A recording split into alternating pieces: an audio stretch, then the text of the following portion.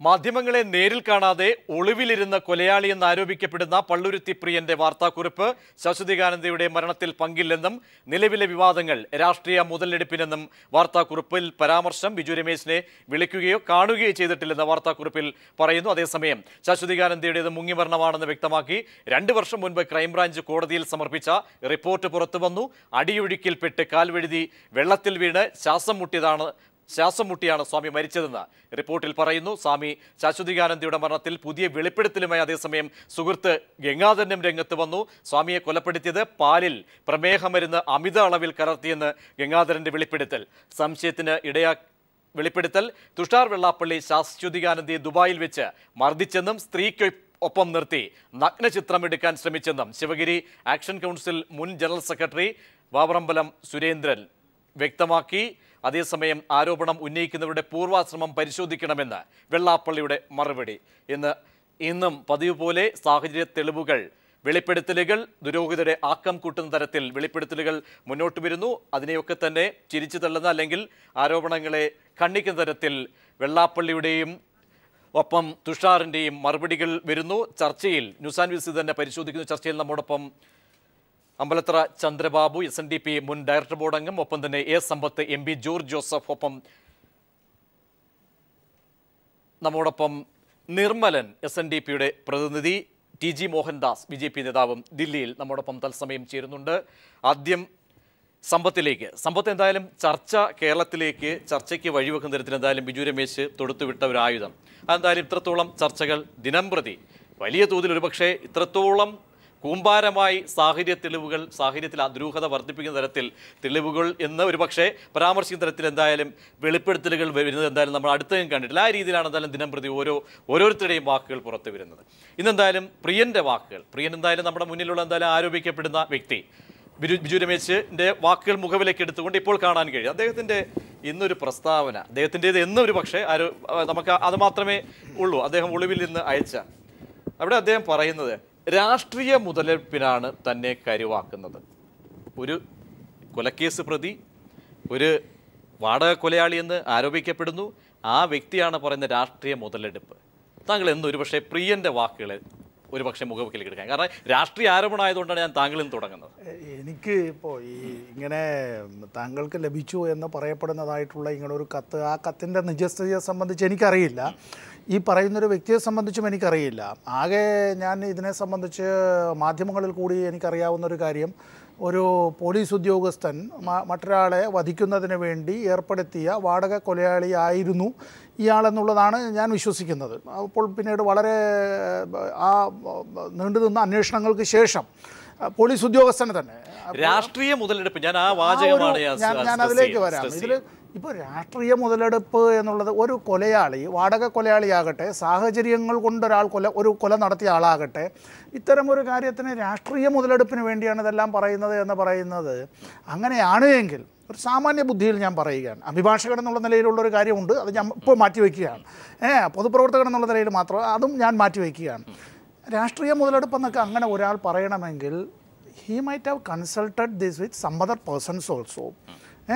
മറ്റു ചിലരുമായി കൂടിയാലോചന നടത്തി ഒരു പക്ഷേ ട്യൂട്ടേഡായി, ഞങ്ങൾ ഈ വക്കീലന്മാരുടെ ഭാഷയിൽ പറയും, ഈ പ്രോസിക്യൂഷൻ ചിലപ്പോൾ ഈ വക്കീലന്മാർ പഠിപ്പിച്ചിട്ട് കൂട്ടിൽ കൊണ്ടുവന്ന് സാക്ഷിയെ നിർത്തി ചില ചോദ്യങ്ങൾ ചോദിക്കുമ്പോഴത്തേക്ക് തത്തമ്മ മറുപടി പറയുന്നത് പോലെ, തത്തമ്മയെ പൂച്ച പോലെ, ഇത് ഒരു ട്യൂട്ടേഡ് സ്റ്റേറ്റ്മെൻ്റ് ആണോ എന്നുള്ളത് ഇത് കൂടുതൽ അന്വേഷണ വിധേയമാക്കേണ്ടതായി ഉണ്ട്.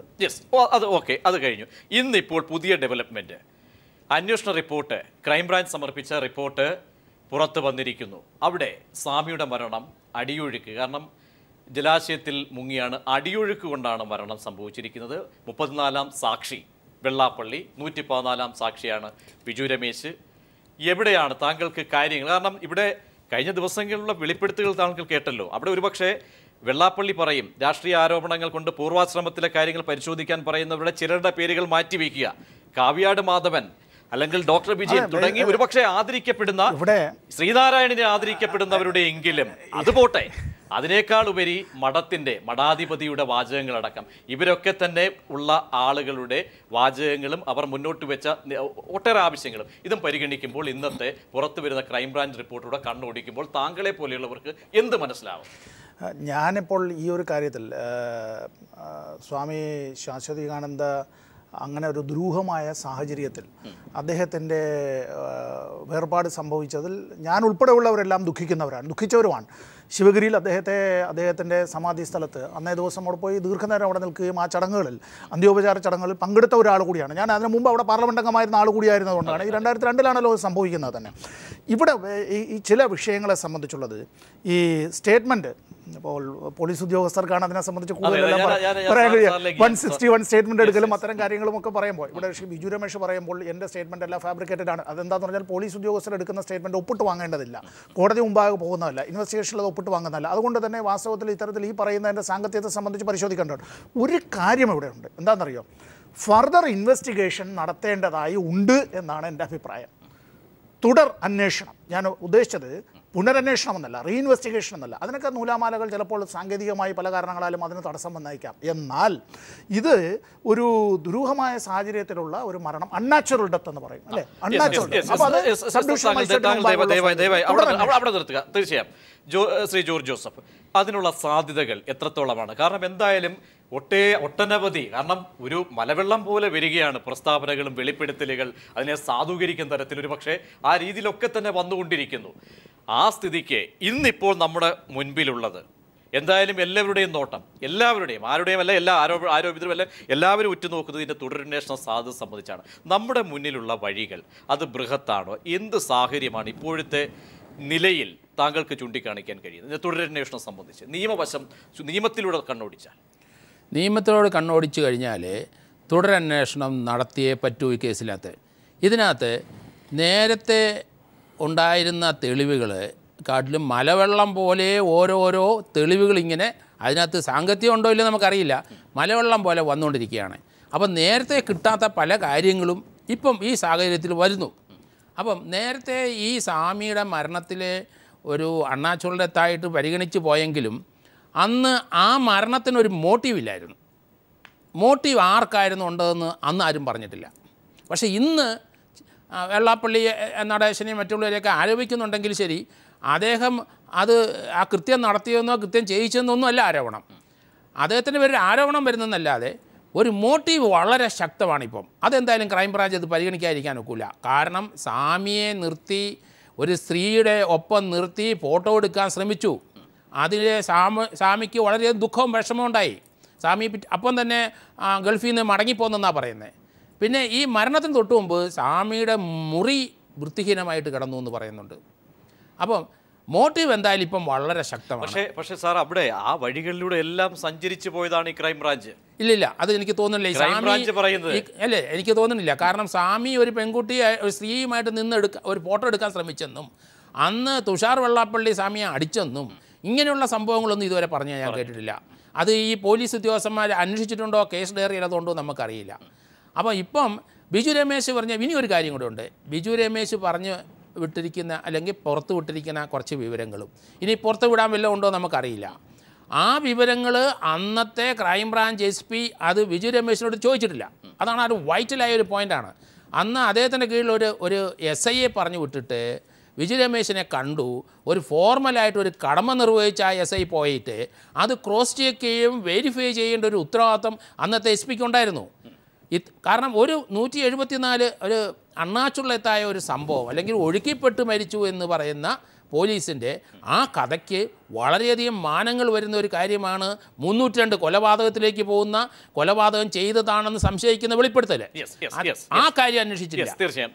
ശ്രീ ചന്ദ്രബാബു, താങ്കൾ റിപ്പോർട്ട് ഒരു പക്ഷേ ക്രൈംബ്രാഞ്ചിൻ്റെ ഇന്ന് കണ്ടു കാണാം, പുറത്ത് വന്ന സാഹചര്യം. അവിടെ അടിയൊഴുക്കിൽപ്പെട്ട് താങ്കളെ പോലെ, കാരണം എന്തായാലും സ്വാമിയുമായിട്ട് വളരെ ഇടപഴകിയിട്ടുള്ള ഒരു വ്യക്തിയാണ്, എന്തായാലും അവിടുത്തെ ക്രൈംബ്രാഞ്ചിൻ്റെ റിപ്പോർട്ടിൽ താങ്കൾക്ക് പരാമർശിക്കുക, കാരണം പുതിയ സാഹചര്യം അതാണല്ലോ, അതിൽ നിന്നും ആദ്യം താങ്കൾക്ക് മനസ്സിലാകുന്നത്? കാരണം ആ വഴികളൊക്കെ സഞ്ചരിച്ചു, അവിടുത്തെ സാഹചര്യ തെളിവുകൾ ഒന്നൊന്നായി കണ്ടുപോയി എന്നാണ് എല്ലാവരും പറയുന്നത്. അത് വെച്ചാണ് എന്തായാലും ക്രൈംബ്രാഞ്ച് റിപ്പോർട്ട് തയ്യാറാക്കിയിരിക്കുന്നത്. അല്ല, ഇതിൽ നിന്നെല്ലാം വളരെ വ്യക്തമാണല്ലോ ഇതൊരു ആസൂത്രണമാണെന്നുള്ളത്. നമ്മൾ ഇന്നത്തെ പ്രധാന വാർത്ത എന്താണ്? ആടുതോമയെ പിടിച്ചെന്നാണ്. ഈ രാജ്യത്ത് എന്തെല്ലാം ക്രിമിനൽ സ്വഭാവമുള്ളവരെയും ചെറിയ ചെറിയ കാര്യങ്ങൾ ചെയ്യുന്നവരെയും അതുപോലെ തന്നെ കുറ്റകൃത്യം നടത്തുന്നവരെയും കൊലപാതകളെയൊക്കെ വളരെ നിമിഷങ്ങൾ കൊണ്ട് പിടിക്കുകയും അവരെ അറസ്റ്റ് ചെയ്യുകയും ആ കൊലപാതകം വളരെ ശാസ്ത്രീയമായി തെളിയിക്കപ്പെടുകയും ചെയ്യുന്ന നമ്മുടെ സംവിധാനം ഇവിടെ നിൽക്കുമ്പോൾ ശാശ്വതീകാനന്ദ സ്വാമികളെപ്പോലുള്ള ഒരു വലിയൊരു മനുഷ്യൻ, അത് ഞങ്ങളുടെയൊക്കെ ആത്മീയ നേതാവ്, അദ്ദേഹത്തിന് ഒരു അപകടമുണ്ടായിട്ട് ഇത്രയൊക്കെ ദുരൂഹതയും അതുപോലെ തന്നെ ഇത്രയൊക്കെ പ്രശ്നങ്ങളുമൊക്കെ ഉണ്ടായിട്ട് അതിനെക്കുറിച്ചൊരു അന്വേഷണം വളരെ ലാഘവത്തോടു കൂടി നടത്തി എന്ന് പറഞ്ഞാൽ അതിൻ്റെ അർത്ഥം എന്താണ്? എനിക്ക് മനസ്സിലാകുന്നില്ല. ക്രൈംബ്രാഞ്ച് എന്ന് പറയുന്നത് ഒരു പ്രഹസനം മാത്രമേ നടത്തിയിട്ടുള്ളെന്നുള്ളത് ഏതൊരു പൊട്ടനും മനസ്സിലാകുന്ന കാര്യമാണ്. ശരിയായ ഒരു അന്വേഷണം ഇതുവരെ നടന്നിട്ടില്ല. ഒരു കാര്യം, ആരെയും കണ്ടു ഈ ആരോപണം ചോദിച്ചിട്ടില്ല. ഉന്നയിക്കുന്ന നിങ്ങളുടെയൊക്കെ തന്നെ പൂർവാശ്രമം പരിശോധിക്കുക. അന്നൊന്നും പറയാത്ത സാഹചര്യങ്ങൾ നിങ്ങൾ ഇന്നിപ്പോൾ പുറത്തു വന്ന് പറയുന്നു. വെള്ളാപ്പള്ളി ഖണ്ഡിക്കുന്നത് രാഷ്ട്രീയ ആരോപണം അദ്ദേഹം പറയുന്നു, രാഷ്ട്രീയമായ നീക്കിന്റെ ഭാഗമായിട്ടാണ്. അത് മാറ്റിവെക്കുമ്പോഴും മറുവശത്ത് വെള്ളാപ്പള്ളി ഒരു കാര്യം പറയുന്നത് പൂർവാശ്രമം പരിശോധിക്കണം എന്ന ആ വാദഗതിയെ താങ്കൾ ഏത് രീതിയിൽ നോക്കിക്കാണുന്നു? ഞാൻ വെല്ലുവിളിയോടുകൂടി ഏറ്റെടുക്കുന്നു. കാര്യം അന്ന് ശാശ്വതീകാനന്ദ സ്വാമികൾ പെട്ടെന്ന് സമാധിയാവുമ്പോൾ അന്നേരം ബാക്കി കാര്യങ്ങൾ അന്വേഷിക്കാനല്ല ഞങ്ങൾ നടന്നത്. അത് കഴിഞ്ഞതിന് ശേഷം മാത്രമേ ഇത് അന്വേഷിക്കാൻ പറ്റുള്ളൂ. ആ സമയത്ത് ഞങ്ങളെ സംബന്ധിച്ചിടത്തോളം ഇതൊരു ദുരൂഹ മരണമാണ്, ഇതേക്കുറിച്ച് അന്വേഷിക്കണമെന്ന് തന്നെയാണ്. ഞാൻ 97-ൽ ഞാനും 98-ൽ ഞാനും വിദ്യാസാഗർ ഉൾപ്പെടെയുള്ള ആളുകൾ, വിദ്യാസാഗർ അന്ന് SNDP യോഗം പ്രസിഡന്റാണ്, പക്ഷേ SNDP യോഗത്തിനകത്ത് കയറാൻ പറ്റില്ല. ആ ഒരു സാഹചര്യം നിലനിൽക്കുമ്പോൾ വിദ്യാസാഗർ ഉൾപ്പെടെ ഉള്ള ആളുകൾ സെക്രട്ടേറിയറ്റ് നടയിൽ ഈ ദുരൂഹമരണം അന്വേഷിക്കണമെന്ന് പറഞ്ഞ് ഞങ്ങൾ സമരം ചെയ്തു. അപ്പോഴും വാശി പിടിച്ചിരുന്നു. അന്ന് മുതൽ ഞാൻ വാശി പിടിച്ചിട്ടുണ്ട്. അതല്ല, അപ്പോഴും എതിരഭിപ്രായം ഏത് കോണിൽ നിന്നാണ്? വെള്ളാപ്പള്ളി അന്വേഷണം സംബന്ധിച്ച തൃപ്തി അപ്പോഴും രേഖപ്പെടുത്തിയിരുന്നു എല്ലാ കാലവും. അന്നത്തെ അന്വേഷണം സംബന്ധിച്ച് എല്ലാ കാലവും വെള്ളാപ്പള്ളി തൃപ്തി രേഖപ്പെടുത്തി. പക്ഷെ ഞങ്ങൾക്ക് തൃപ്തിയില്ലല്ലോ. ഞങ്ങൾ അന്നും അതൃപ്തരാണ്, ഇന്നും അതൃപ്തരാണ്. ഞങ്ങൾ ഇന്നും പറയുന്നു. ഇപ്പോൾ ഇവിടെ ഒരു പുതിയ ഇത് വന്നല്ലോ, സുഭാഷ്. ആരാ ഈ സുഭാഷ്? ഈ സുഭാഷ് എന്ന് പറയുന്ന വ്യക്തി എന്ന് പറയുന്നത് നല്ല ക്രിമിനൽ പശ്ചാത്തലമുള്ള ഒരാളാണ്, നല്ല ഡ്രൈവറാണ്. നല്ലൊരു ഡ്രൈവറായി സ്വാമിയുടെ കൂടെ കൂടിയതാണ് ഈ സുഭാഷ്. ആ സുഭാഷിൻ്റെ ചരിത്രം എന്താണ്? അദ്ദേഹത്തിൻ്റെ ബാക്ക് ഹിസ്റ്ററി ഒന്ന് നോക്കണം. അദ്ദേഹം സ്വാമിക്ക് വേണ്ടി ശിവഗിരി പ്രശ്നമുണ്ടായപ്പോൾ സ്വാമിക്ക് വാഹനമില്ലായിരുന്നപ്പോൾ ഞങ്ങളെപ്പോലുള്ള ഭക്തന്മാരെല്ലാം ഇട്ടുകൂട്ടി സ്വാമിക്കൊരു വാഹനം വാങ്ങിക്കൊടുത്തപ്പോൾ സ്വാമിയുടെ പേര് വേണ്ടെന്ന് പറഞ്ഞിട്ട് വിശ്വസ്തനായ സുഭാഷിൻ്റെ പേര് ആ വാഹനവും കൊണ്ട് മുങ്ങിയ ആളാണ് സുഭാഷ്. സ്വാമി എൻ്റെ മുമ്പിൽ വെച്ച് മേലാൽ ഈ സുഭാഷിന് ഇവിടെ കയറ്റരുതെന്ന് പറഞ്ഞ ആ സുഭാഷാണ് സ്വാമി ഇവിടെ നിന്ന് എറണാകുളം കൊണ്ടുപോയി, ആലുവയിൽ കൊണ്ടുപോയിരിക്കുന്നത്. വളരെ ദൂരവ്യാപകമായി വളരെ കരുതിക്കൂട്ടി ആസൂത്രണം ചെയ്ത ഒരു ശൃംഖല തന്നെ ഇതിൻ്റെ പിന്നിലുണ്ട്. അവരൊക്കെയാണ് ഇപ്പോൾ ഇത് ന്യായീകരിച്ചുകൊണ്ട് വരുന്നത്. ഞാൻ ചോദിക്കട്ടെ, സ്വാമി ജലസമാധിയാവുമെന്ന് ഇവരോടൊക്കെ പറഞ്ഞു. അപ്പോൾ ഇവർക്ക് നേരത്തെ അറിവുണ്ട്. സ്വാമിയെ ജലസമാധിയാക്കാൻ ഇവർ നേരത്തെ തീരുമാനിച്ചിരുന്നു. വളരെ പ്ലാൻ ചെയ്ത് ഇവർ തീരുമാനിച്ച് ജലസമാധിയാക്കിയിട്ട് ഞങ്ങൾ സ്വാമിയെ ജലസമാധിയാക്കും എന്നുള്ള തീരുമാനം ഇപ്പോൾ സ്വാമി പറഞ്ഞു എന്ന് പറയുകയാണ്. ഇതൊക്കെ നമുക്ക് വ്യക്തമാണ്. എന്തായാലും ശ്രീ നിർമ്മലൻ, താങ്കളിലേക്ക് മടങ്ങിയതിന് മുമ്പ് TG മോഹൻദാസ്, താങ്കൾ എന്തായാലും കഴിഞ്ഞ ദിവസങ്ങളിലൊക്കെ തന്നെ ഇതിൻ്റെ ഇത്തരം ചർച്ചകളിൽ കേന്ദ്രീകരിച്ചിരുന്ന വ്യക്തിയാണ്. ഇതൊന്നും ഹിയർസേ ആയിട്ട് തള്ളിക്കളയാൻ കഴിയില്ല TG മോഹൻദാസ്, താങ്കൾ പറയുന്നത് പോലെ. കാരണം ഓരോ ദിവസവും സാഹചര്യങ്ങളെ കൂടുതൽ സാധൂകരിക്കുന്ന തരത്തിൽ, ദുരൂഹത ഏറ്റുന്ന തരത്തിൽ വലിയ വലിയ വെളിപ്പെടുത്തലുകൾ വരുന്നു. എന്ത് തോന്നുന്നു താങ്കൾ? കാരണം ഇന്ന് ക്രൈംബ്രാഞ്ച് റിപ്പോർട്ട് അടക്കം വരുന്നു, അതിലെയൊക്കെ തന്നെ ശരിയില്ലായ്മ, പൊരുത്തക്കേടടക്കം പലരും ചൂണ്ടിക്കാട്ടിയിട്ടുണ്ട്.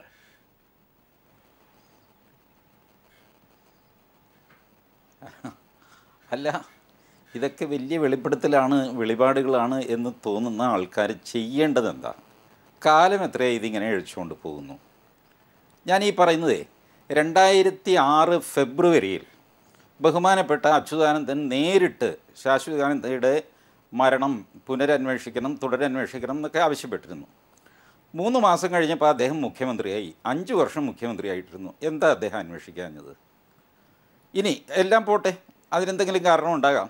ഇപ്പോൾ ഈ പറയുന്ന ആൾക്കാർ എന്തുകൊണ്ടാണ് സിമ്പിളായിട്ട് മജിസ്ട്രേറ്റ് കോടതിയിൽ ഒരു പരാതി കൊടുക്കാത്തത്?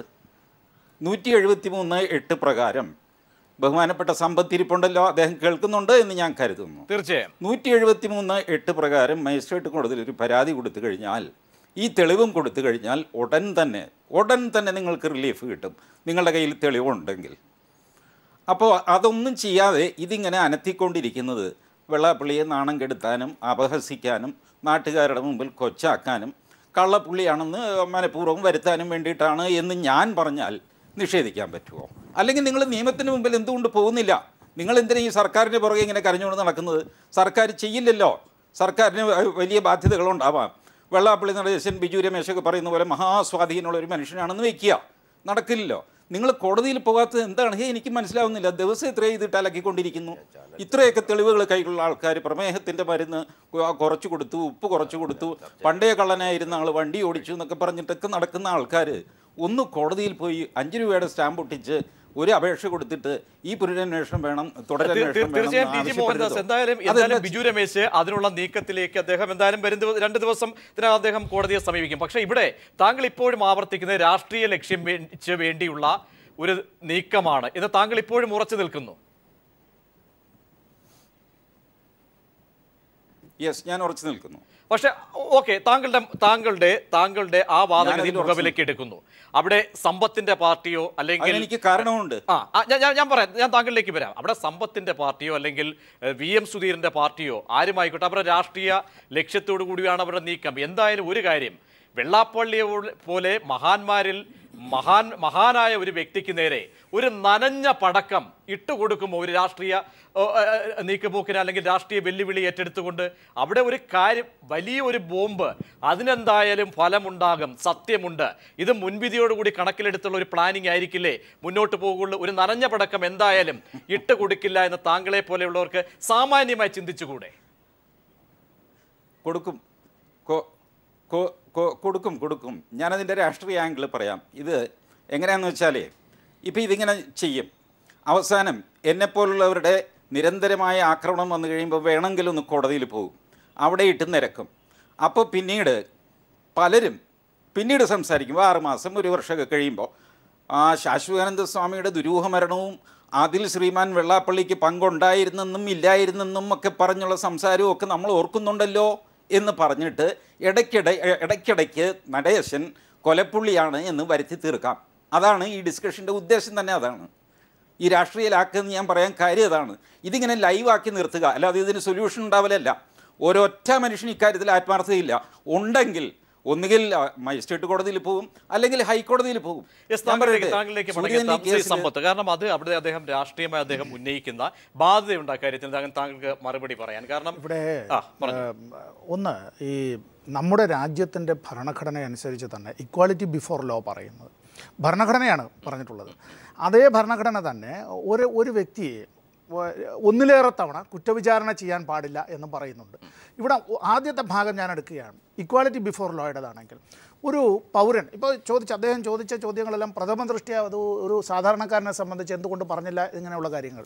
ഇവിടെ പുതുതായി കുറേ വെളിപ്പെടുത്തലുകൾ വരുന്നു. ആ വെളിപ്പെടുത്തലുകൾ ആരോപണമാണ് എന്ന് പറയുവാനാണ് ചിലർക്കെങ്കിലും താല്പര്യം. ഇത്തരം കാര്യങ്ങൾ പുതുതായി പറഞ്ഞ ആളുകൾ ആരാണ്? ഈ പറഞ്ഞ ആളുകൾ രാഷ്ട്രീയ പ്രവർത്തകരല്ല, CPM-ന്റെ നേതാക്കളല്ല. ഡോക്ടർ വിജയൻ ആരാണ്? അതെ, അതിലേക്ക് വരാം. ഡോക്ടർ വിജയൻ ആരാണ്? ലക്ഷ്മണൻ ആരാണ്? ശ്രീ ലക്ഷ്മണൻ ആരാണ്? ശ്രീ കിളിമാനൂർ ചന്ദ്രബാബു ആരാണ്? ബിജു പപ്പൻ ആരാണ്? കാവ്യാട് മാധവൻകുട്ടി ആരാണ്? കാവ്യാട് മാധവൻകുട്ടി യശസ്വരീനായ ശ്രീ കാവ്യാട് ദിവാകര പണിക്കരുടെ സഹോദരൻ കൂടിയാണ് എന്നുള്ള കാര്യം ഓർക്കണം നമ്മളിപ്പോൾ. ശ്രീ അമ്പലത്തറ ചന്ദ്രബാബു ആരാണ്? ഇങ്ങനെ നിരവധി ആളുകൾ. ഗംഗാധരൻ അദ്ദേഹം തികഞ്ഞ സാമൂഹിക പ്രവർത്തകൻ. ഇപ്പോൾ അദ്ദേഹം വളരെ സാത്വിക ജീവിതം നയിക്കുന്ന വ്യക്തി. ഇവരെ അറിയാവുന്ന ചില കാര്യങ്ങൾ ഒരു കാലത്ത് പറഞ്ഞില്ല. നിങ്ങൾ എന്തുകൊണ്ട് അന്ന് പറഞ്ഞില്ല എന്നായിരിക്കാം ചോദിക്കുന്നത്. ഒരു കാര്യം. രണ്ടാമതൊരു കാര്യം, ഇത് സംബന്ധിച്ച് ഇത്തരത്തിൽ വെളിപ്പെടുത്തലുകൾ വന്നാൽ അത് സംബന്ധിച്ച് തുടരന്വേഷണം വേണം എന്ന് പറയുന്നത്, നിങ്ങൾ കോടതിയിൽ പോയിട്ട് എന്തുകൊണ്ട് ഈ വിധത്തിൽ ക്രിമിനൽ നടപടിക്രമം അനുസരിച്ചുള്ള കാര്യങ്ങൾ നിങ്ങൾ വ്യക്തിപരമായി ചെയ്യുന്നില്ല എന്നാണ് എങ്കിൽ it is the duty of the state. ഭരണകൂടം ചെയ്യേണ്ടതായിട്ടുള്ള ചുമതല. ഞാനൊരു ചെറിയൊരു ചോദ്യം ചോദിക്കട്ടെ. ആശാറാം ബാപ്പുവിനെതിരെ, റാം റഹീം സിംഗിനെതിരെ, ഇങ്ങനെ നിരവധി പേരുകളുണ്ട്. ഇവർക്കെതിരായിട്ടെല്ലാം ഏതെങ്കിലും വ്യക്തികൾ കോടതിയിൽ പോയിട്ട് അത്തരത്തിലുള്ള കാര്യങ്ങൾ ചെയ്യുമോ? ഇവിടെ സാക്ഷികൾ തന്നെ അപ്രത്യക്ഷരാവുകയും സാക്ഷികൾ തന്നെ കൊലപ്പെടുത്തപ്പെടുകയും സാക്ഷികൾ തന്നെ കൂറുമാറപ്പെടുകയും സാക്ഷികൾ പല ആളുകളും അവരെ കാണാനില്ലാതാവുകയും ചെയ്യുന്ന നിലയിലേക്ക് എത്തുകയാണ് പലയിടത്തും. ശ്രീ TG മോഹൻദാസ്, അവിടെ സന്യാസിയാണ് കൊല്ലപ്പെട്ടിരിക്കുന്നത്. താങ്കളുടെ വാക്കുകളിൽ തന്നെ അതിന്റെ ചോദ്യവുമുണ്ട്, കാരണം അതിൻ്റെ ഉത്തരവുമുണ്ട്. കാരണം സന്യാസി കൊല്ലപ്പെട്ട സാഹചര്യം താങ്കൾക്ക് പോലും അല്ലെങ്കിൽ നിങ്ങളുടെ പാർട്ടിയിൽ തന്നെ പലരും ഇക്കാര്യത്തിൽ എന്തായാലും അന്വേഷണം ആകാമെന്ന് പറഞ്ഞ സ്ഥിതിക്ക് രണ്ട് കക്ഷികളും സ്റ്റേറ്റ് ചെയ്യുന്നില്ല, അല്ലെങ്കിൽ ഇവിടെ ആരോപണം ഉന്നയിക്കുന്ന ആളുകളോ അല്ലെങ്കിൽ അവിടെ രാഷ്ട്രീയ ലാക്കോട് കൂടി ഒന്ന് മാറ്റി നിർത്താം. സന്യാസിയുടെ ഒരു മരണമാണ്, അതിൽ അസ്വാഭാവികത സ്പഷ്ടമായി നിലനിൽക്കുന്നു. നിങ്ങൾക്ക് പോകാമല്ലോ. ആരും പോകുന്നതിന് മാത്രമല്ല പ്രകാശാനന്ദ സ്വാമികൾ ഇതിൽ തുടരന്വേഷണം വേണമെന്ന് പറയുകയാണ്. പ്രകാശാനന്ദ സ്വാമികൾ പറയുകയാണ് ശിവഗിരി ധർമ്മസംഘം ട്രസ്റ്റിന്റെ മഠത്തിന്റെ പ്രസിഡന്റ് കൂടിയായ സ്വാമിമാരിലെ സന്യാസിമാരിലെ ഏറ്റവും ആരാധ്യനായ അദ്ദേഹവും ശാശ്വതാനന്ദ സ്വാമികളും തമ്മിൽ ഒരു ഘട്ടത്തിൽ തർക്കമുണ്ടായിരുന്നു എന്നുള്ളതെല്ലാം ശരി. പക്ഷെ സ്വാമികൾ ഏറ്റവും പ്രായമേറിയ ഏറ്റവും അഭിവന്ദനായ പ്രകാശാനന്ദ സ്വാമികൾ തന്നെ പറയുകയാണ്, അദ്ദേഹം ശ്രീ നരേന്ദ്രമോദിയെ നേരിട്ട് പോയി കണ്ടയാളാണ്. സ്വാമികൾ തന്നെ പറയുകയാണ് ഇതിൽ അസ്വാഭാവികമായ മരണമാണ്, അദ്ദേഹത്തിൻ്റെ മരണത്തെ സംബന്ധിച്ച് എനിക്ക് സംശയമുണ്ട്, അദ്ദേഹത്തിൽ കണ്ടിട്ടുള്ള ചില പാടുകളെ സംബന്ധിച്ച് അദ്ദേഹം പറയുന്നു ഇതിൽ തുടരന്വേഷണം വേണം എന്ന്. ശിവഗിരി ധർമ്മസംഘം ട്രസ്റ്റിൻ്റെ മഠാധിപതി തന്നെ അധ്യക്ഷൻ തന്നെ ഇങ്ങനെ പറയുമ്പോഴും നമ്മൾ പിന്നെ അതിന് വേണ്ട വേണ്ട വേണ്ട വേണ്ട എന്നൊരു ചർച്ചയിലേക്ക് നമ്മൾ പോകുന്നതിന് താങ്കളിലേക്ക് എത്താം. ശ്രീ നിർമ്മലൻ കാരണം അതിന് പറഞ്ഞില്ലല്ലോ. ടിജിയിലേക്ക് എത്താം. ശ്രീ നിർമ്മലൻ അവിടെ പ്രസക്തമാകുന്ന ഒരു ചോദ്യമുണ്ട്. കാരണം ഇന്ന് വെള്ളാപ്പള്ളിയുടെ വാക്ക് കടമെടുക്കാം. കാരണം പൂർവാശ്രമം പരിശോധിക്കട്ടെ ഈ ആരോപണം ഉന്നയിക്കുന്നവരുടെ അവിടെ ഈ പ്രകാശാനന്ദ സ്വാമി അടക്കമുള്ളവർ വരുമോ? സ്വാമിയെക്കുറിച്ച് ശിവഗിരി മഠാധിപതിയെ കുറിച്ചൊക്കെ ജനറൽ സെക്രട്ടറി ഞങ്ങളുടെ ആത്മീയ കേന്ദ്രമാണ് ശിവഗിരി എന്നും ഒരു സന്യാസിമാരുമായി എനിക്ക് ഏതൊരു വിധമായ തർക്ക വിഷയങ്ങളില്ല എന്നും ഞങ്ങൾ ശിവഗിരി മഠത്തിനെ ബഹുമാനിക്കുകയും മാനിക്കുകയും ചെയ്യുന്നുവെന്ന് ശ്രീ വെള്ളാപ്പള്ളി എന്ന് പറഞ്ഞിട്ടുണ്ടല്ലോ. ഇവിടെ ഇപ്പോൾ തർക്ക വിഷയമെന്ന് പറയുന്നത് സ്വാമി ശാശ്വതീകാനന്ദ ജലസമാധിയായത് ഒരു ആസൂത്രണ കൊലപാതകമാണ് എന്നുള്ള വിഷയത്തിനെ കുറിച്ചാണ് തർക്ക വിഷയം. SNDP യോഗത്തിൻ്റെ general secretary Shri Vellappally, vice president Shri Thushar Vellappally അടക്കമുള്ള ആളുകൾ പറയുന്നു അന്വേഷണം നടത്തുവാൻ വേണ്ടി ഞങ്ങൾ സ്വാഗതം ചെയ്യുന്നു. ഞങ്ങളെ ഇങ്ങനെയിട്ട് വഴിമധ്യത്തിൽ പത്രമാധ്യമത്തിൽ ദൃശ്യമാധ്യമത്തിലിട്ട് കോലം കത്തിക്കാതെ ഈ അന്വേഷണം നടത്തി കുറ്റവാളികൾ ആരെന്ന് കണ്ടുപിടിക്കാനുള്ള ബാധ്യത ഇവിടുത്തെ ഗവൺമെന്റിനുണ്ട്. ശ്രീ നിർമ്മലൻ അന്ന് തന്നെ അല്ലെങ്കിൽ വർഷങ്ങൾ, കാരണം 13 വർഷങ്ങൾക്ക് ശേഷം അല്ലെങ്കിൽ കടന്നു പോകുന്നു, അന്നൊക്കെ തന്നെ ഇത് പലരും ഉയർത്തിയതാണ്. ശാശ്വതീകാനന്ദയുടെ മാതാവ് സഹോദരിമാരടക്കം. പക്ഷേ അന്നൊക്കെ തന്നെ അന്വേഷണത്തിൽ പൂർണ്ണ തൃപ്തി രേഖപ്പെടുത്തിയത് നിങ്ങളാണ്. മാത്രവുമല്ല ഡോക്ടർ സോമന്റെ ഇടപെടൽ അല്ലെങ്കിൽ പോസ്റ്റ്മോർട്ടം സംബന്ധിച്ച് നടന്ന ഇടപെടലുകൾ അടക്കം അതിൻ്റെയൊക്കെ തന്നെ നിജസ്ഥിതിയിലേക്ക് അടുപ്പിക്കുന്ന തരത്തിൽ തെളിവുകൾ ദിനംപ്രതി വരികയാണ്. ആ തെളിവുകൾ നൽകുന്നവർ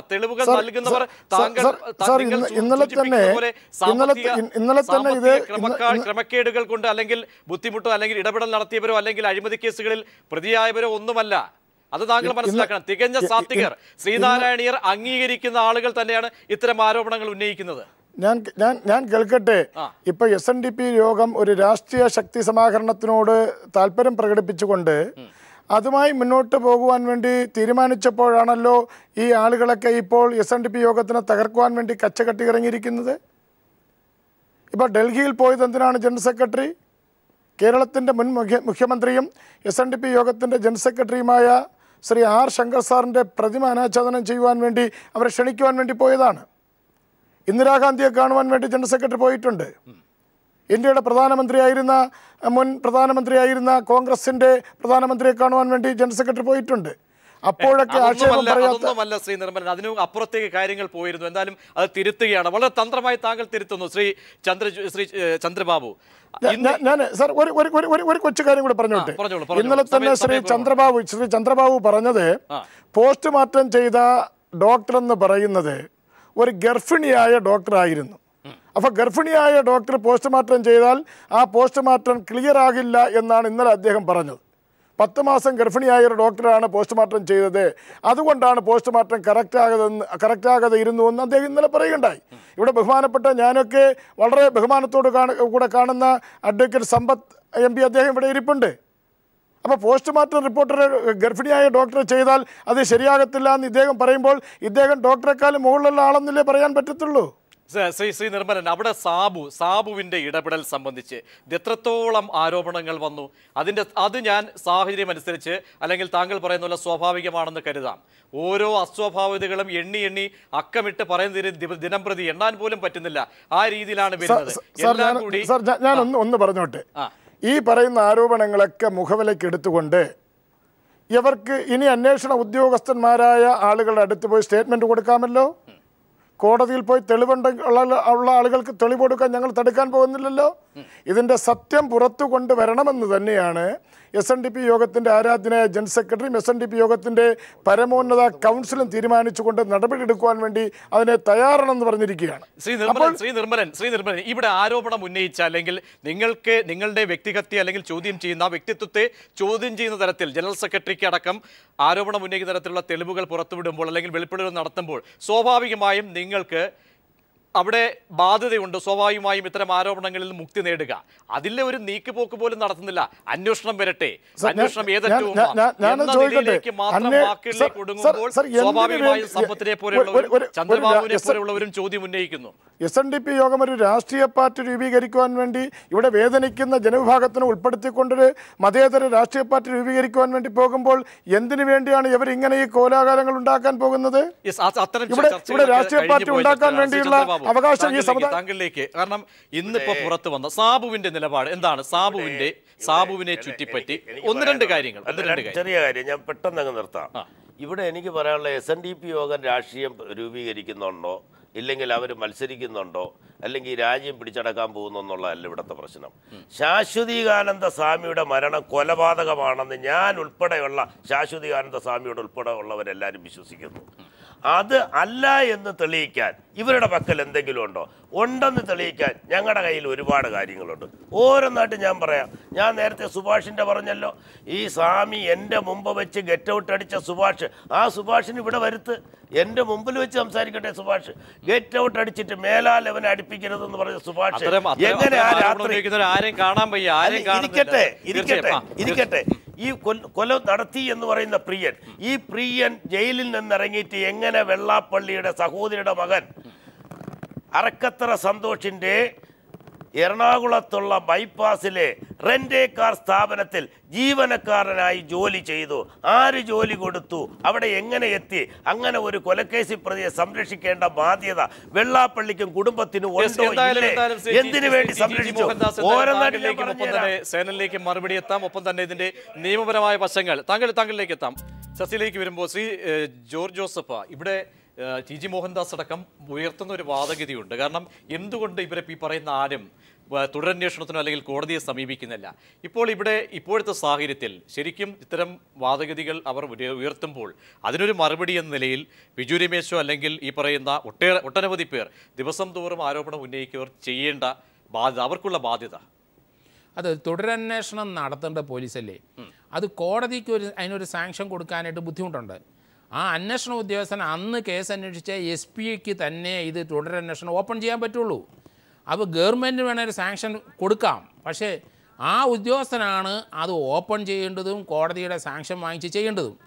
അപ്പോൾ ഈ കേസിനകത്ത് ഇത്രയും ആൾക്കാരുടെ ഈ എവിഡൻസസ് മുഴുവൻ കാര്യമുണ്ടോ ഇല്ലയോ എന്ന് ആ പോലീസ് ഉദ്യോഗസ്ഥന് ഇപ്പം നിശ്ചയിച്ചിട്ട് വേണം ഇത് ഓപ്പൺ ചെയ്യാൻ. ഇതിനകത്ത് ജലസമാധി എന്ന് പറഞ്ഞത് കേട്ടു. അത് ചില സ്വാമിമാരുടെ വാക്കുകളാണ്. സമാധി നമ്മളൊക്കെ മരിച്ചാൽ മരിച്ചെന്ന് പറയും. അച്ഛന്മാരല്ല ബിഷപ്പുമാരോ അല്ല ഇങ്ങനെയുള്ളൊരു ആത്മീയ ഗുരുക്കൾ മരിച്ചാൽ സമാധി എന്ന് പറയും. അത് ജലത്തിൽ വെച്ചായതുകൊണ്ടാണ് ജലസമാധി എന്ന് എനിക്ക് തോന്നുന്നത്.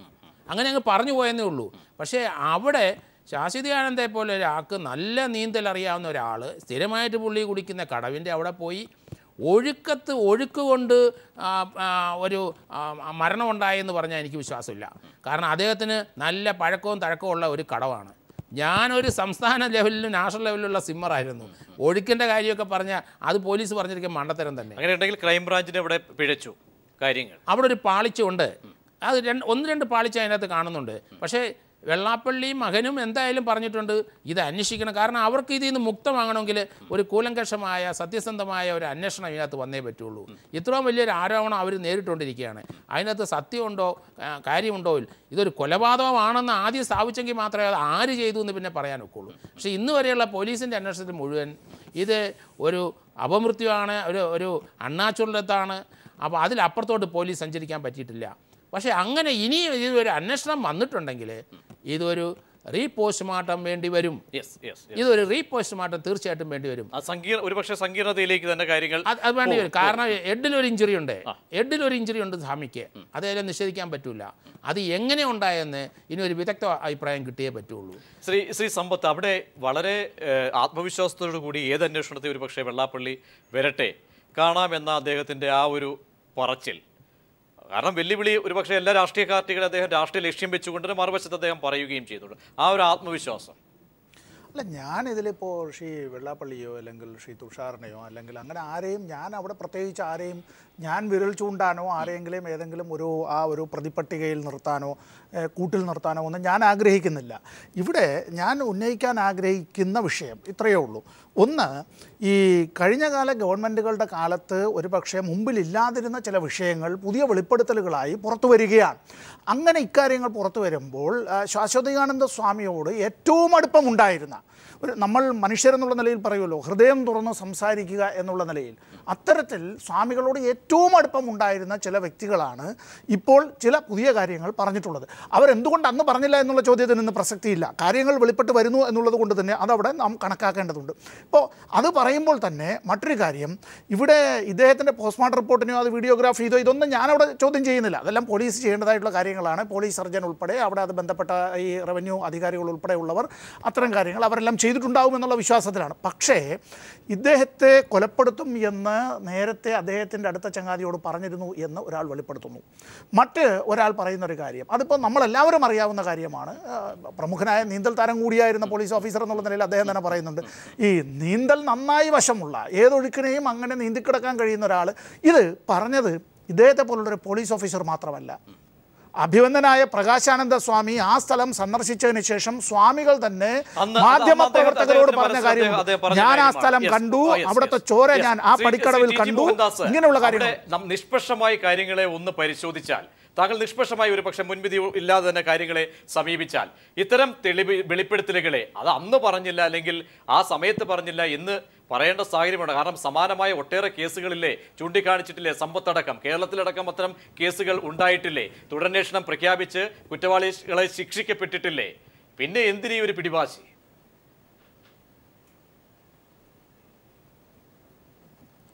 ആർക്കെന്ത് പിടിവാശി? ഒരു കാര്യം ഞാൻ ചോദിക്കട്ടെ, ഈ ഡിസ്കഷൻ്റെ തുടക്കം മുതൽ ആരെങ്കിലും എന്തെങ്കിലും കാര്യം നേരത്തെ എന്തുകൊണ്ട് പറഞ്ഞില്ല എന്നൊന്നും ഞാൻ ചോദിച്ചില്ലല്ലോ, ആരോടും ഞാൻ ചോദിച്ചില്ല. ഒരേ ഒരു കാര്യം ഞാൻ സമ്പത്തിനോട് ചോദിച്ചു, അത് ചങ്കിൽ തറയ്ക്കുന്ന ചോദ്യമാണ്. സമ്പത്ത് ഇന്ന് സമർത്ഥമായിട്ട് ഒഴിഞ്ഞു കളഞ്ഞു. ഒറ്റ ചോദ്യമാണ്. 2006 ഫെബ്രുവരിയിൽ പുനരന്വേഷണം തുടരന്വേഷണം ആവശ്യപ്പെട്ട ആൾ 5 വർഷം മുഖ്യമന്ത്രിയായിരുന്നപ്പോൾ എന്തുകൊണ്ട് അന്വേഷിച്ചില്ല? സ്റ്റേറ്റിൻ്റെ ചുമതലയല്ലേ? സമ്പത്ത് പറയുന്നു സ്റ്റേറ്റിൻ്റെയാണ് ചുമതല. പിന്നെ സമ്പത്ത് പറയുന്നു ആശാറാം ബാപ്പുവിനെ പേടിച്ചിട്ട് ആരും കേസ് കൊടുക്കാത്ത പോലെ കേരളത്തിൽ വെള്ളാപ്പള്ളി നടേശനെ ഭയന്നിട്ട് ആരും കേസിന് പോകില്ല. സമ്പത്ത്, ഇതൊക്കെ ഞാൻ വിശ്വസിക്കണോ? വിശ്വസിക്കണമെങ്കിൽ വിശ്വസിക്കാം, അല്ലാതെ എന്താ ഞാൻ പറയണ്ടേ? നാട് നിങ്ങളെ വെള്ളാപ്പള്ളി നടേശനെ പറ്റി ആരോപണം പറയുന്ന ആളുകൾ കോടതിയിൽ പോകാൻ ഭയക്കുന്നു എന്നൊക്കെ പറഞ്ഞു കഴിഞ്ഞാൽ വല്ലാത്ത ബുദ്ധിമുട്ടാണ്. എത്ര കിലോ ഉപ്പും കൂടെ ചേർത്താണ് ഇതൊക്കെ വിഴുകേണ്ടത്, ഈ വാദഗതികളൊക്കെ? വേറൊരു അദ്ദേഹം പോലീസ് ഉദ്യോഗസ്ഥനാണ്. അദ്ദേഹം പറയുന്നു 173(8) അനുസരിച്ച് കോടതിയിൽ പോകാൻ പറ്റില്ല, അത് പോലീസിനെ പറ്റുള്ളൂ എന്ന്. ഞാനൊരു കാര്യം ഓർമ്മിപ്പിക്കട്ടെ. സൂര്യനെല്ലി കേസിൽ ധർമ്മരാജിൻ്റെ വെളിപ്പെടുത്തൽ വന്നപ്പോൾ ആ പെൺകുട്ടിയുടെ മാതാപിതാക്കൾ തൊടുപുഴ കോടതിയിൽ 173(8) വെച്ചിട്ടാണ് PJ കുര്യനെ ഇംപ്ലിക്കേറ്റ് ചെയ്യാനായിട്ട് ഹർജി കൊടുത്തത്. ആ ഹർജി പരാജയപ്പെട്ടു. വേറൊരു കാര്യം, but there is a provision, നിങ്ങൾക്ക് 173(8) വെച്ചിട്ട് നിങ്ങൾ അഗ്രീഡ് പാർട്ടി ആണെങ്കിൽ നിങ്ങൾക്ക് കോടതിയിൽ പോകാം. ബിജു രമേശിൻ്റെ മൊഴി എടുത്തില്ല, അല്ലെങ്കിൽ പ്രമേഹത്തിൻ്റെ മരുന്ന് കൊടുത്ത് തെറ്റിച്ചാണ് കൊന്നു കളഞ്ഞതെന്ന അഭിപ്രായമുള്ളവർക്ക് അത് സ്റ്റേറ്റ്മെൻ്റ് ആക്കി എഴുതി കൊടുത്തിട്ട് കോടതിയിൽ 173(8) വെച്ചിട്ട് ഇത് റീഓപ്പൺ ചെയ്തോന്നേ. ഇതാരാ വേണ്ടെന്ന് പറയുന്നത്?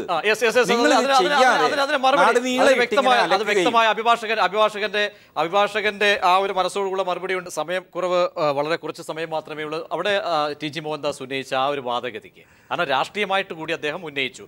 ഒന്ന്, നിങ്ങളുടെ സർക്കാരിൻ്റെ കാലത്ത്, അതിനുശേഷം കേസ് അതിൻ്റെ നിയമവശം കൂടി.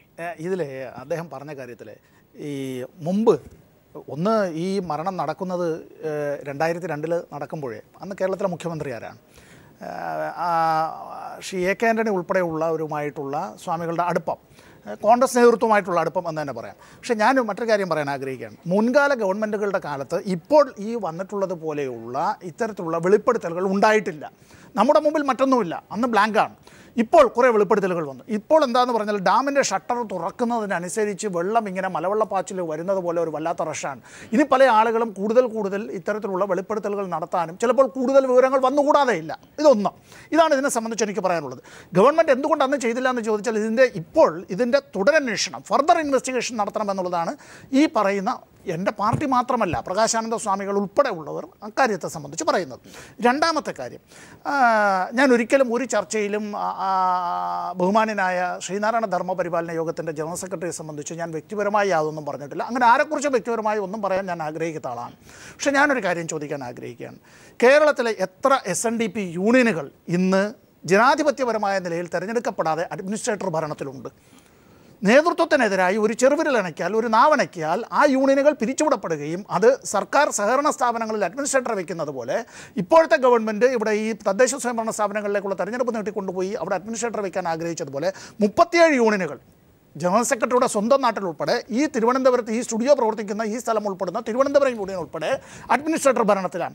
അങ്ങനെയാണ് എങ്കിൽ അതെല്ലാം തന്നെ തങ്ങൾക്കെതിരായി ഔദ്യോഗിക നേതൃത്വത്തിനെതിരായി, വിശേഷ ഔദ്യോഗിക നേതൃത്വം എന്ന് പറയുമ്പോൾ ഞാൻ പ്രത്യേകിച്ച് പേരെടുത്ത് പറയുന്നില്ല, അങ്ങനെ ഉയർന്നവർക്കെതിരായി, അങ്ങനെ പ്രവർത്തിക്കുന്നവർക്കെതിരായി, അങ്ങനെ ചിന്തിക്കുന്നവർക്കെതിരായിട്ടുള്ളൊരു താക്കീതാണ്.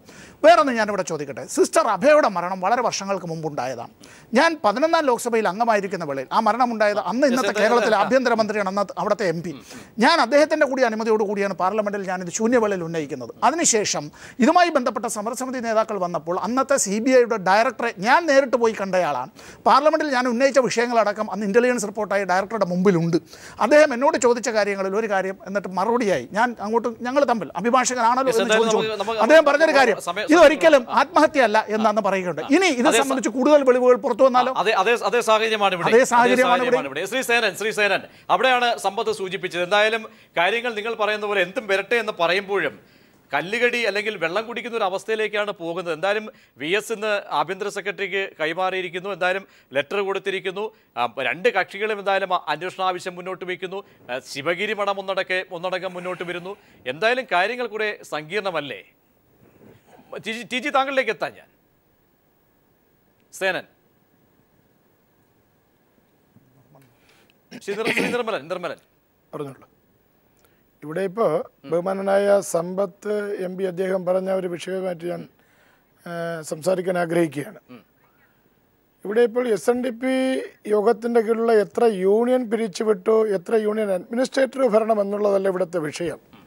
ഇവിടെ ശാശ്വതീകാനന്ദ സ്വാമികളുടെ മരണം ശ്രീ വെള്ളാപ്പള്ളീശ്വരനും അദ്ദേഹത്തിൻ്റെ പുത്രൻ ശ്രീ തുഷാർ വെള്ളാപ്പള്ളിയും കൂടി ഗൂഢാലോചനയുടെ ഭാഗമായി നടത്തി അവരെ കുറ്റക്കാരനാണ് എന്ന് ആരോപിക്കുന്ന രീതിയിലുള്ള ചർച്ചകൾ നടക്കുന്ന അവസരത്തിൽ അത് ചർച്ചയെ മാറ്റി വെള്ളാപ്പള്ളി ചെയ്യുന്നതെല്ലാം തെറ്റാണ് എന്ന് വരുത്തി തീർക്കുവാൻ വേണ്ടി ശ്രമിക്കുന്നത് ശരിയല്ല എന്ന് പറയാൻ വേണ്ടി ആഗ്രഹിക്കുന്നു.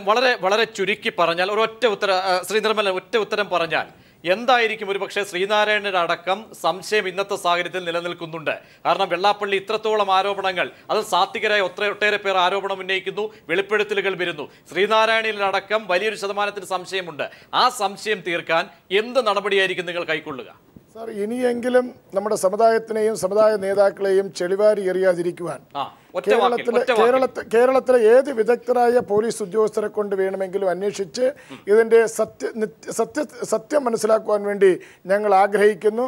അത് ബഹുമാനപ്പെട്ട സമ്പത്ത് MP പറഞ്ഞതുപോലെ, ജോർജ് ജോസഫ് പറഞ്ഞതുപോലെ, ഞങ്ങളുടെ ചന്ദ്രബാബു ചേട്ടൻ പറഞ്ഞതുപോലെ ഞങ്ങൾ എന്തിനും തയ്യാറാണ്. പക്ഷേ വേണ്ടി വന്നാൽ നിങ്ങൾ കോടതിയിൽ പോകും. ഞങ്ങൾ കോടതി പോകേണ്ട ആവശ്യമില്ലല്ലോ. കാരണം ഞങ്ങൾ കുറ്റം ചെയ്യാത്തിടത്തോളം കാലം ഞങ്ങൾക്ക് കോടതി പോകേണ്ട കാര്യമില്ല. പക്ഷേ ഒരു കാര്യം ആരോപിക്കുവാൻ വേണ്ടി ഞാൻ ശ്രമിക്കുന്നു. കാരണം ഇന്ന് ഈ കുറ്റം ആരോപിക്കുന്നു, വെള്ളാപ്പള്ളി കൊന്നു, അല്ലെങ്കിൽ വെള്ളാപ്പള്ളിയുടെ മകൻ ഈ കൊല്ലുവാൻ വേണ്ടി കൂട്ടുനിന്നു, അല്ലെങ്കിൽ പ്രേരണ നൽകി എന്ന് പറയുന്ന ആളുകളെ നുണ പരിശോധനയ്ക്ക് എവരെയാണ് ആദ്യം അയക്കേണ്ടത്? തുഷാറും പറഞ്ഞു കഴിഞ്ഞാൽ എന്തായാലും TGയിലേക്കും എത്താം. വ്യക്തമായ ഒട്ടേറെ കാര്യങ്ങൾ ചന്ദ്രബാബുവിന്റെ കൈവശമുണ്ട്. അത്രയും അതിന് പൊട്ടിക്കാനുള്ള സമയമില്ല. വളരെ കുറച്ച് കാര്യങ്ങൾ. ശ്രീ ചന്ദ്രബാബു, എന്തായാലും ഇന്ന് പാലിൽ പ്രമേഹത്തിന്റെ മരുന്ന് നൽകിയാണ് അദ്ദേഹത്തെ കൊലപ്പെടുത്തിയതാണ് VS ഗംഗാധരൻ ആരോപിച്ചിരിക്കുന്നത്. അതും സാബു നമ്മളെല്ലാവരും സംശയിക്കുന്നത്. താങ്കൾക്ക് എന്തായാലും അതും ചേർത്ത് താങ്കളുടെ കൈവശവും ഒരുപക്ഷെ താങ്കൾക്ക് നിരീക്ഷണം നടത്താനുള്ള കാര്യങ്ങളുമുണ്ട്. വളരെ ചുരുക്കി, നമുക്ക് സമയക്കുറവുണ്ട്. എന്തായാലും TGയിലേക്ക് കൂടി പോകേണ്ടതുണ്ട്. ഒരുപാട് കാര്യങ്ങൾ നമ്മൾ ആലോചിക്കുമ്പോൾ നമുക്ക് എല്ലാ കാര്യങ്ങളും സത്യമായിട്ട് വിശ്വസിക്കേണ്ടി വരുന്നൊരു സാഹചര്യം ഇവിടെയുണ്ട്. ഒന്ന്, നേരത്തെ നിർമ്മലം പറഞ്ഞതുപോലെ ഗർഭിണിയായ ഒരു ഡോക്ടർ പോസ്റ്റ്മോർട്ടം നടത്തുന്നു.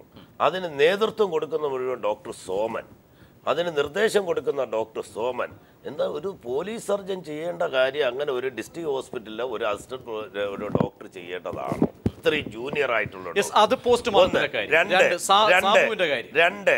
ഇപ്പൊ ഇതിനെല്ലാത്തിനും കാരണം വന്ന ഈ പാല് മുതലാണ് തുടക്കം.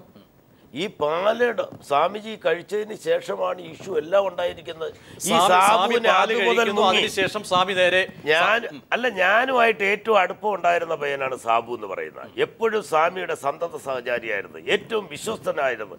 ഈ സാബു സ്വാമിയുടെ സമാധി കഴിഞ്ഞ് പിന്നെ സാബുവിനെ കണ്ടിട്ടില്ല. പല പ്രാവശ്യം ഞാൻ കാണാൻ ശ്രമിച്ചിട്ടുണ്ട്. ഈ പറയുന്ന പാല് കുടിച്ചതിന് ശേഷം സ്വാമിയെ ബോധപൂർവ്വം കടവിലേക്ക് എത്തിക്കുകയായിരുന്നു. തീർച്ചയായിട്ടും തിരുവനന്തപുരത്ത് നിന്ന് സുഭാഷിന്റെ കാറിൽ സ്വാമി തിരിച്ചത് മുതൽ ആലുവയിൽ എത്തിയത് മുതൽ ആ മുറി വൃത്തിഹീനമായിരുന്നെന്ന് ഞാൻ പറയുന്നില്ല, നിർമ്മലം പറഞ്ഞത് മുതൽ തിരിച്ച് പുഴക്കടവിൽ എത്തിയത് വരെ അതിനുശേഷമുള്ളതും പ്രകാശാനന്ദ സ്വാമികൾ മഠാധിപതി പറഞ്ഞ സ്വാമിയുടെ തലക്കേറ്റ മുറിവ്, പടിയിലെ രക്തം ഉൾപ്പെടെ ഉള്ള കാര്യങ്ങൾ നമ്മൾ മനസ്സിലാക്കിയാൽ അവിടെ ഒരു സന്യാസിയുടെ കാലും മുറിഞ്ഞിട്ടില്ല. ശാശ്വതിയാനന്ദ സ്വാമിയുടെ മരണം എന്ന് പറയുന്ന ഒരു അപകട മരണമാണ്. ആ അപകടം ആര് നടത്തി, എങ്ങനെ നടത്തി, എന്തിനു വേണ്ടി നടത്തി, പുഞ്ചിരിയോടുകൂടിയാണ് കാര്യങ്ങൾ കേട്ടത്. കാരണം അവിടെ എന്തായാലും ഒട്ടേറെ കാര്യങ്ങൾ അദ്ദേഹം ഉന്നയിക്കുന്നുണ്ടല്ലോ. പാലിൽ നിന്ന് തുടങ്ങിയതാണ് കാര്യങ്ങൾ. അതൊക്കെ അന്വേഷിച്ച് സാബുവിൻ്റെതടക്കം ഇടപെടലുകൾ നിഷ്പക്ഷമായി എന്തായാലും സത്യം തെളിയട്ടെ എന്ന നിലയിലേക്ക് കാര്യങ്ങളെ കൊണ്ടുപോയിക്കൂടെ? കൊണ്ടുപോയിക്കോന്ന് ഞാൻ തുടക്കം മുതൽ എന്താ പറയുന്നത്, നിങ്ങൾക്ക് സത്യം തെളിയിക്കണമെങ്കിൽ നിങ്ങൾ കോടതിയിൽ പോകുമോ? എനിക്ക് സാബുവിനോടുള്ള അഭ്യർത്ഥന, സാബുവിന് എത്ര ഡീറ്റെയിൽ ആയിട്ട് കാര്യങ്ങൾ അറിയാൻ നോക്കൂ. ഇതെല്ലാം എഴുതി ഒരു പരാതിയാക്കിയിട്ട്, സാബു അഗ്രിയുടെ ആളാണല്ലോ, ഈ കാര്യങ്ങളൊക്കെ അറിഞ്ഞിട്ടും അന്വേഷിച്ചില്ല, ഈ പോസ്റ്റ്മോർട്ടത്തിൽ കൈകടത്തലുണ്ടായി, ഇതെല്ലാം എഴുതി ഒരു പരാതിയാക്കിയിട്ട് 173(8) പ്രകാരം കൊടുക്കുക സാബു. ഇതെല്ലാം ഞാൻ തുടക്കം മുതൽ ഞാൻ അന്വേഷണത്തിന് എതിരല്ലല്ലോ, അനുകൂലിച്ചാണ് ഞാൻ പറയുന്നത്. സർക്കാരിൽ നിന്ന് അന്വേഷണം നടക്കാത്ത സ്ഥിതിക്ക് ഒരു പൗരൻ ചെയ്യേണ്ടത് എന്താ? കോടതിയോട് പോയി പറയുക, എൻ്റെ കയ്യിൽ ഈ രേഖയെല്ലാം ഉണ്ട്, തെളിവെല്ലാം ഉണ്ട്, സാക്ഷികളുണ്ട്, ഇവരെ അന്വേഷിക്കുന്നില്ല, അതുകൊണ്ട് അന്വേഷണത്തിന് ഉത്തരവിടാൻ പറയണം. ഇതല്ലേ ചെയ്യുന്നത്? അല്ല, ഇപ്പൊ എനിക്ക് മനസ്സിലാവാത്തത് വാദി പ്രതിയായതുപോലെ അത് പരിഗണിക്കപ്പെടുകയാണെങ്കിൽ ടി ജി മോഹൻദാസ് വാദഗതികൾ കൂടുതൽ സങ്കീർണമാകില്ലേ? കാരണം പലരും താങ്കൾ ബിംബം പോലെ അല്ലെങ്കിൽ സ്റ്റേറ്റ് മുന്നോട്ട് വെക്കുന്ന ആളുകളുടെ തന്നെ കൈകൾ ഒരു പക്ഷേ അതിന്റെ കറ പുരളുന്ന സ്ഥിതിയിലേക്ക് കാര്യങ്ങൾ പോകും. അല്ല, അതിപ്പോ സ്റ്റേറ്റ് ചെയ്താലും വരാമല്ലോ. സ്റ്റേറ്റ് ചെയ്ത് കഴിഞ്ഞാലും ഇതേ ആൾക്കാരിൽ നിന്നൊക്കെ അല്ലേ തെളിവെടുക്കേണ്ടത്? സ്റ്റേറ്റ് പുനരന്വേഷണത്തിന് തുടരന്വേഷണത്തിന് തീരുമാനിച്ചാൽ ഈ സാബുവിനൊക്കെ തെളിവ് കൊടുക്കേണ്ടി വരുമല്ലോ, ബിജു രമേശിനൊക്കെ. അതിപ്പോൾ ആര് കേസ് കൊടുത്തു കഴിഞ്ഞാലും ഈ പറഞ്ഞ ആൾക്കാരെല്ലാം തെളിവ് കൊടുക്കേണ്ടി വരും. അപ്പം തെളിവൊന്നും ഞാൻ കൊടുക്കില്ല, വെള്ളാപ്പള്ളി നടേശനെ തൂക്കിലിടണം, ഇതാണ് ആവശ്യം. സമ്പത്ത് അത് രാഷ്ട്രീയമായിട്ടുള്ള അദ്ദേഹം തുടക്കം മുതൽ അദ്ദേഹം ഉന്നയിക്കുന്ന കാര്യമാണ്. അതിൽ തന്നെ അദ്ദേഹം സ്റ്റിക്ക് ഓൺ ചെയ്യുന്നത്. താങ്കളിലേക്ക് എന്തായാലും ഒരു മറുപടിയോടുകൂടി തന്നെ ചർച്ച അവസാനിപ്പിക്കേണ്ടതുണ്ട്. ശ്രീ സമ്പത്ത്, അവസാനമായി, കാരണം ചാരം മൂടിയത് എന്ന് എല്ലാവരും കരുതിയ ഒരു സംഭവത്തിൻ്റെതാണ് പുതിയ തെളിവുകൾ വെളിപ്പെടുത്തലുകളൊക്കെ തന്നെ പുതിയ സാഹചര്യങ്ങളിലേക്ക് നമ്മളെ എന്തായാലും കൊണ്ടെത്തിച്ചിരിക്കുന്നത്. അതുകൊണ്ട് തന്നെ എന്തായിരിക്കും ഇതിൻ്റെ അത്ര പെട്ടെന്ന് ഇതൊക്കെ കണ്ടിൽ നിന്ന് അടച്ച് മൂടി വെക്കാൻ പറ്റുന്ന സാഹചര്യമാണ്? അവസാനമായി ചെയ്യാൻ സ്റ്റേറ്റിനോ അല്ലെങ്കിൽ കേസ് നാളെ ബിജു രമേശ് എന്തായാലും കോടതിയെ സമീപിക്കുമെന്നൊക്കെ പറഞ്ഞ സ്ഥിതിക്ക് കൂടി എന്തായിരിക്കും ഇതിൻ്റെ ഒരു ക്ലൈമാക്സിലേക്ക് കാര്യങ്ങൾ എത്തുക? അല്ല, ഈ തുടരന്വേഷണം വേണമെന്നുള്ളത് CPM-ൻ്റെ അഭിപ്രായം ഞാൻ പറഞ്ഞത്, എൻ്റെ പാർട്ടി നേതാക്കൾ പറഞ്ഞ അത് മാത്രമല്ല, ഞാൻ പറഞ്ഞല്ലോ പ്രകാശാനന്ദ സ്വാമികളടക്കം. ഇപ്പോൾ ശാശ്വതികാനന്ദ സ്വാമികളുടെ ദുരൂഹമരണവുമായി ബന്ധപ്പെട്ട് ആധികാരികമായി ഇതിന് ഒരു ആവശ്യം ഉന്നയിക്കണം. ഡിമാൻഡ് എന്ന് പറഞ്ഞാൽ പബ്ലിക് ഡിമാൻഡ് എന്നുള്ള നിലയിൽ പൊതുവിൽ പറയാം. എല്ലാ ജാതി മതസ്ഥരായിട്ടുള്ളവർക്കും എല്ലാ രാഷ്ട്രീയ പ്രസ്ഥാനങ്ങളിൽപ്പെട്ടവർക്കും മാധ്യമങ്ങൾക്കും പൊതുജനങ്ങൾക്കും എല്ലാം അഭിപ്രായം പറയാൻ ഇക്കാര്യത്തിൽ അവർക്ക് അതിനുള്ള എല്ലാ അവകാശമുണ്ട്. പക്ഷേ പ്രകാശാനന്ദ സ്വാമികൾ പറഞ്ഞതിനെ മറികടക്കാനായി ശ്രീനാരായണ പ്രസ്ഥാനങ്ങളുമായി ബന്ധപ്പെട്ട് പ്രവർത്തിക്കുന്ന ആർക്കെങ്കിലും കഴിയില്ലല്ലോ. അങ്ങനെയാണെങ്കിൽ എൻ്റെ ചങ്ങാതി ഇവിടെ നിർമ്മലൻ ഉൾപ്പെടെയുള്ളവർക്ക്, ശ്രീ ചന്ദ്രബാബു ഉൾപ്പെടെയുള്ളവർക്ക്, ഇവർക്ക് ആർക്കും കഴിയില്ല. ശ്രീനാരായണ പ്രസ്ഥാനങ്ങളുമായി ബന്ധപ്പെട്ട് പ്രവർത്തിക്കുന്നവരെ സംബന്ധിച്ച് അവസാനത്തെ വാക്ക് എന്നുള്ളത് ശിവഗിരി ധർമ്മസംഘം ട്രസ്റ്റിൻ്റെ മഠാധിപതിയുടെ വാക്കാണ്. ആ വാക്കിനപ്പുറമായി പറയുകയാണെങ്കിൽ അതിനെ സംബന്ധിച്ച് അത് വേറെ ചർച്ചകൾ നടത്തട്ടെ. ഇവിടെ ഈ എല്ലാവർക്കും തുല്യനീതിയല്ലേ ലഭ്യമാകേണ്ടത്? ഇവിടെ ഞങ്ങളാരും ആരുടെ മേലും ആരെയും കുറ്റാരോപിതരാക്കിയില്ല. ഇവിടെ ഇത്തരം കാര്യങ്ങളെ സംബന്ധിച്ച് കൂടുതൽ വെളിപ്പെടുത്തലുകൾ അങ്ങനെ പുറത്തു വരുന്നുവെങ്കിൽ ഇനിയും തുടരന്വേഷണം വേണമെന്നേ പറഞ്ഞുള്ളൂ, further investigation. Shri George Joseph, Sampath പറഞ്ഞതുപോലെ കേരളത്തിലെ സമാനമായ സാഹചര്യങ്ങൾ കൂടി പരിഗണിച്ചുകൊണ്ട് മുന്നോട്ട് പോകാൻ യാതൊരു നിയമ തടസ്സവുമില്ല. ഈ ഇന്നത്തെ ഈ അവസ്ഥയിൽ ഇത് ക്രൈംബ്രാഞ്ച് തീർച്ചയായിട്ടും ഇതൊരു തുടരന്വേഷണം നടത്തിയേ പറ്റുള്ളൂ. കാരണം ആ ഒരു മഠാധിപതി തന്നെയാണ് ഇതിനൊരു തുടരന്വേഷണം വേണമെന്ന് പറയുന്നത്. അത് തന്നെയല്ല, അതിന് ആവശ്യമായ തെളിവുകൾ പല പല സ്ഥലങ്ങളിലും വന്നു കഴിഞ്ഞു. അതുകൊണ്ട് അത് കുലങ്കഷമായിട്ട് അന്വേഷിച്ചേ പറ്റുള്ളൂ. എന്തായാലും ചന്ദ്രബാബു, താങ്കളുടെ കൂടി ആ സമയത്ത് തെളിവുകളൊക്കെ തന്നെ പരിശോധിക്കപ്പെടേണ്ടത് തന്നെയാണ്. ചർച്ചയിൽ പങ്കെടുത്ത ചന്ദ്രബാബു, ഒപ്പം തന്നെ സമ്പത്ത്, ജോർജ് ജോസഫ്, ഒപ്പം TG മോഹൻദാസ്, നിർമ്മലൻ, നന്ദി അറിയിക്കുന്നു.